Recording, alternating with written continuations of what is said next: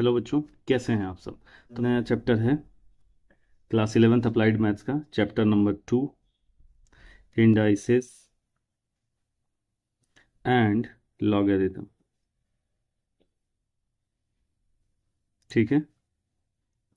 हालांकि इंडाइसेस के बारे में तो आपने बहुत सुना होगा। इंडाइसेस का मतलब क्या हो गया, जिसमें कि हम एक्सपोनेंट्स के बारे में पढ़ेंगे। तो मैं थोड़ा सा आपको इंट्रोडक्शन दे देता हूँ इसका, कि इसमें होता क्या है फिलहाल।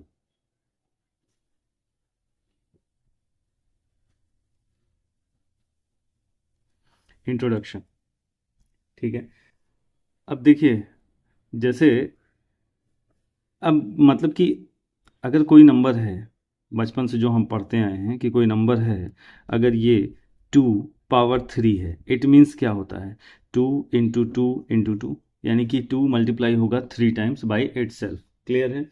अच्छा, तो ऐसे अगर मैं अलजेब्रा की बात करूं, तो अलजेब्रा में क्या होगा, if A is any real number, if A is any real number and n is any natural number, any natural number। ठीक है। तो अगर आपको इस फॉर्मेट में ये चीज़ कभी मिलती है, देन a⁴n हम पढ़ते हैं इसको। इसका क्या मतलब होगा कि a को कितनी टाइम्स मल्टीप्लाई करना है, खुद से n टाइम्स मल्टीप्लाई करना है। कितने टाइम मल्टीप्लाई करना है, n टाइम्स मल्टीप्लाई कर देना है। सिंपल है एकदम, सब कुछ पहले के जैसा। यानी कि अब हम कुछ चीज़ें सिस्टमेटिक वे में पढ़ने जा रहे हैं, जिसमें कि हमने क्या कह दिया कि ए कोई रियल नंबर है और n natural number. Natural number मतलब कि 1 2 3 4 5 6 7, यानी कि काउंटिंग नंबर्स को हम नेचुरल नंबर्स बोलते हैं। उसके लिए प्रीवियस वीडियो मैंने बना के रखी हुई है, ठीक है, उसमें आप देख सकते हैं। अच्छा, तो अब थोड़ा इसकी बात कर लेते हैं कि ये है क्या। ये जो है, ये ए की एक्सपोनेंशियल फॉर्म है। कौन सी फॉर्म है, एक्सपोनेंशियल। ये है एक्सपोनेंशियल फॉर्म। ठीक है, जिसमें कि इस ए को हम बोलते हैं बेस, और इस एन को हम क्या बोलते हैं, एक्सपोनेंट। एन को बोलते हैं एक्सपोनेंट और इंडेक्स।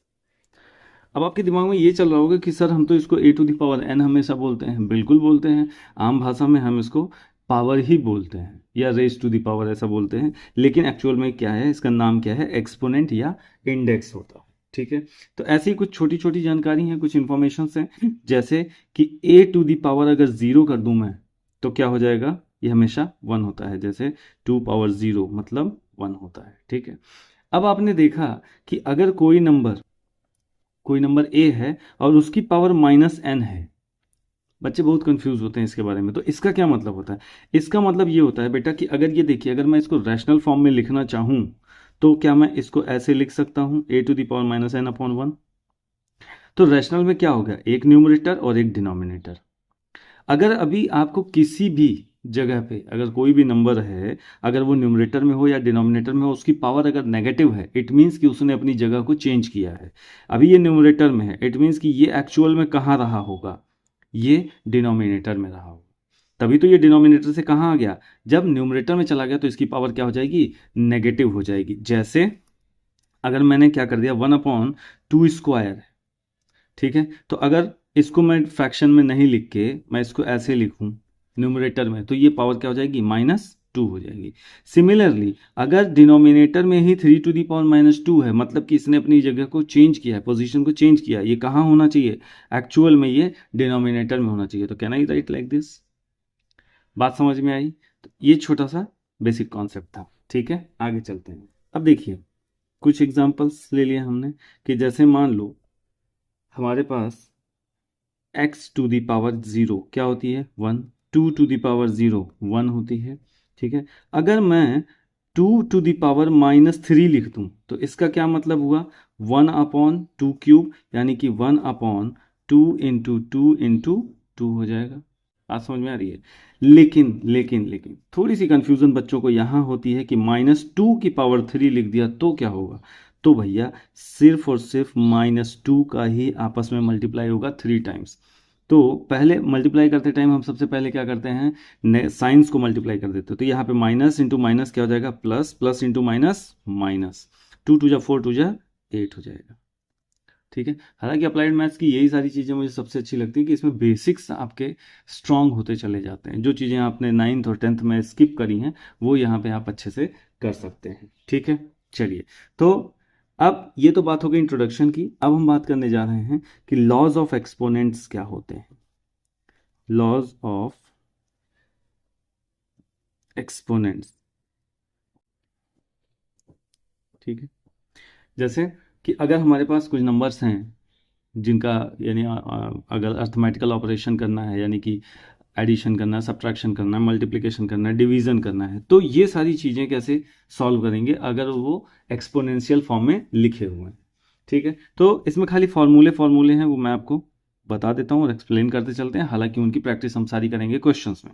जैसे मान लीजिए a to the power m into a to the power n आ गया, तो यहाँ पे क्या हो गया, सबसे पहली चीज़ हम देखेंगे कि बेस क्या है, सेम है। अगर बेस सेम है और मल्टीप्लाई हो रहे हैं दो नंबर्स, तो उनकी पावर हमेशा क्या हो जाती है बेटा, ऐड हो जाती है। a to the power m plus n हो जाएगा। ठीक है, जैसे 2 स्क्वायर इंटू 2 क्यूब, तो यहाँ पे क्या है, बेस सेम हो गया तो बेस लिख दिया मैंने, और पावर क्या हो जाएंगी, 2 प्लस 3 मतलब 2 टू दी पावर 5। तो यहाँ चेक कर लेते हैं, 4 इंटू 8 मैं लिख सकता हूँ इसको। तो क्या मैं 2 टू दी पावर 5 को भी 32 नहीं लिख सकता? यानी कि सारी चीज़ें बराबर हो गई। बात समझ में आई? ठीक है, सिमिलरली अब देखिए, अगर यही चीज़ डिवाइड हो रही है, अगर डिवाइड हो रही मतलब बेस सेम हो गया, जब बेस सेम हो गया तब डिवीजन में क्या होगा, पावर सब्ट्रैक्ट हो जाएंगी। ठीक है, अगला फॉर्मूला है a to the power m है और उसकी भी पावर n है, तो क्या होगा, ये n नीचे चला आता है और ये आपस में क्या हो जाते हैं, multiply. So don't get confuse कि a power m plus n यहां पे होगा, नहीं। जब बेस सेम होगा, बेस सेम होगा, पावर कुछ भी रहे कोई फर्क नहीं पड़ता है, और अगर मल्टीप्लाई हो रहा है दोनों का तो पावर्स क्या हो जाती हैं, ऐड हो जाती हैं। ठीक है, यहाँ पे क्या हो जाता है, पावर्स अगर बेस सेम है और दोनों नंबर डिवाइड हो रहे हैं तो पावर क्या हो जाती है, सब्ट्रैक्ट हो जाती हैं। ठीक है, फिर अगर a to the power m है, उसकी पावर n है, मीन्स अगर एग्जाम्पल मैं ले लूँ 2 टू दी पावर 3 है और इसकी पावर 2 है, तो क्या होगा, 2 to the power 3 into 2 means 2 to the power 6 हो जाएगा, जो कि 64 होता है। अब चाहो तो इसको यहाँ से चेक कर लो, 2 टू दी पावर 3 क्या होगा, 8 हो जाएगा, और 8 का स्क्वायर क्या होता है, 64। हो गई ना दोनों क्वांटिटीज बराबर। क्लियर है?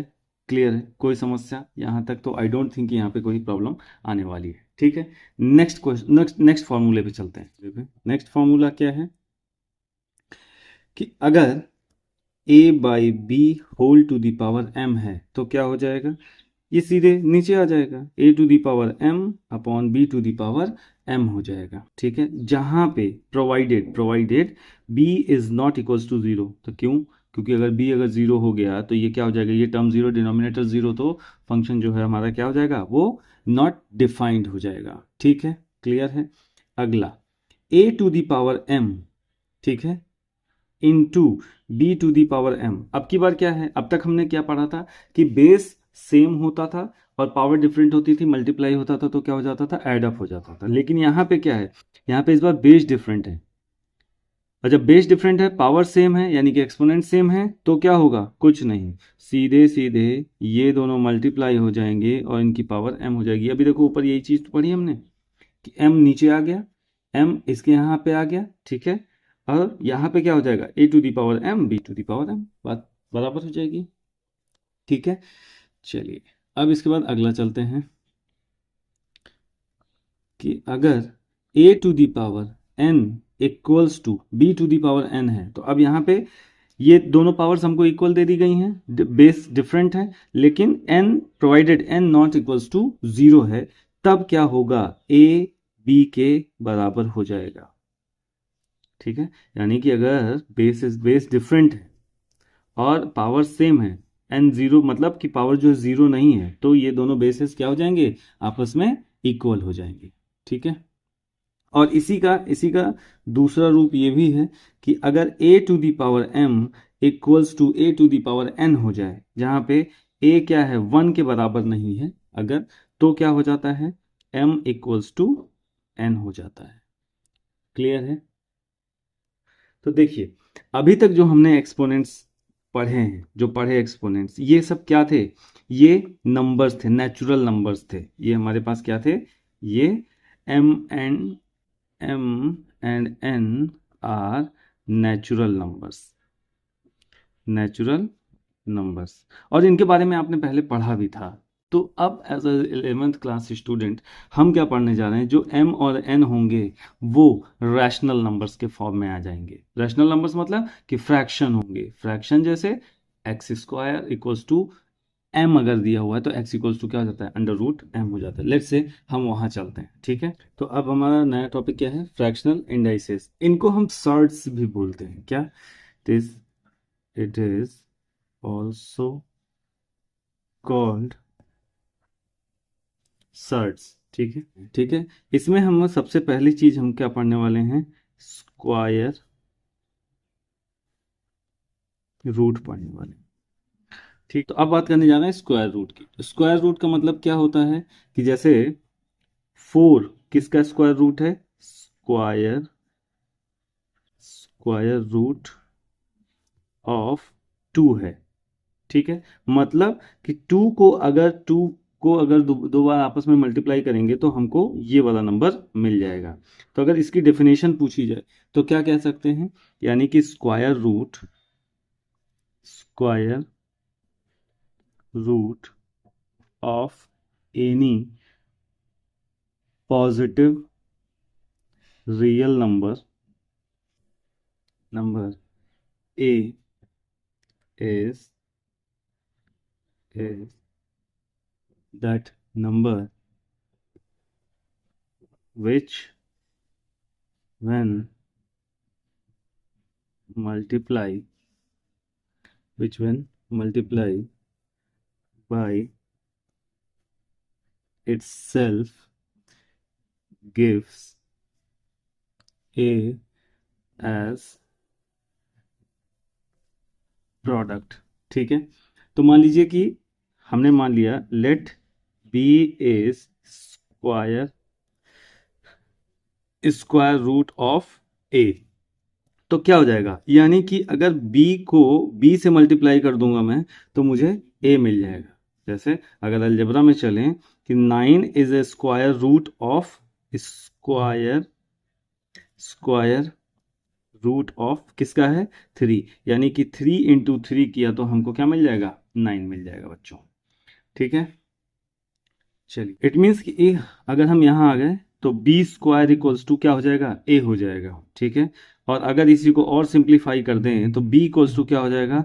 Plus minus under root A. तो बी स्क्वायर इक्वल्स टू क्या हो जाएगा? A. B equals to plus minus under root A हो जाएगा। ठीक है, या फिर अगर इसको एक्सपोनेंट फॉर्म में मैं लिखना चाहूँ तो क्या कैसे लिखते हैं हम इसको? प्लस माइनस, या इसको ए टू दी पावर क्या हो जाता है? हाफ हो जाता है।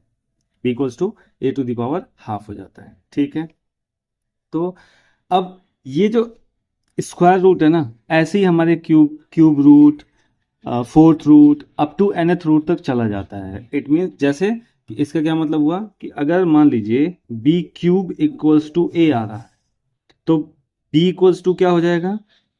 ए टू दी पावर 1/3। और इसको नोट कैसे करेंगे? अगर हम रेडिकल साइन से लिखना चाहें इसको, क्योंकि ये वाला जो सिंबल होता है उसको रेडिकल साइन बोलते हैं। तो अब इसको अगर लिखना है तो कैसे लिखूंगा?